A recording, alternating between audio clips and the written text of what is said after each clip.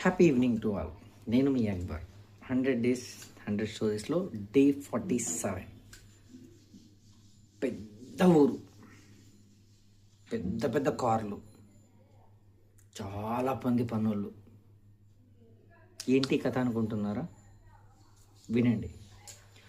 ఒక పెద్ద సిటీలో ఒక పెద్ద డబ్బున్న ఆయన, చాలా కార్లు చాలా ఉన్నాయి కదా.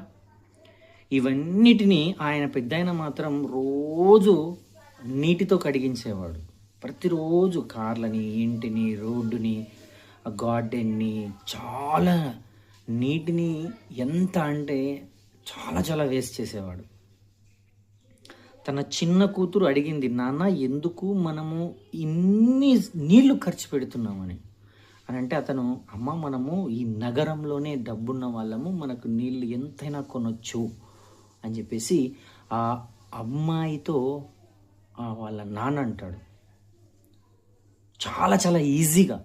కానీ ప్రతి ఒక్కరికి ఒక సమయం వస్తుంది కదా. ఆ సమయం ఏమైంది తెలుసా? ఆ నగరంలో మొత్తం కరువు స్టార్ట్ అయిపోయింది. స్టాక్ ఉన్న నీళ్ళన్నీ అయిపోయాయి, వర్షాలు లేవు, బోర్లు ఎండిపోయాయి, చివరాఖరికి నీళ్లు కొనాల్సిన పరిస్థితి వచ్చింది. అది కూడా ఎంతలా అంటే ఆ తన చిన్న కూతురు ఎవరైతే ఉన్నారో ఆమె అనారోగ్యం పాలైతే ఆమెకు స్నానం చేపించి నీళ్లు తాపించడానికి కూడా నీళ్ళని ఎంత డబ్బులు ఇస్తాము అని అంటే కూడా నీళ్లు దొరకని పరిస్థితికి వెళ్ళిపోయింది ప్రపంచం. ఎంత డబ్బుండి ఏం లాభం కదా. ఒకసారి ఆలోచించండి. అప్పుడు ఆ డబ్బున్న ఆయనకు ఆమె కూతురు అన్న మాటలు గుర్తుకొచ్చాయి. నాన్న మనకు ఎందుకు ఇంత వృధా చేస్తున్నామని. అంటే ఉన్నప్పుడు దాని విలువ తెలియదు, లేనప్పుడు దాని విలువ తెలుస్తుంది.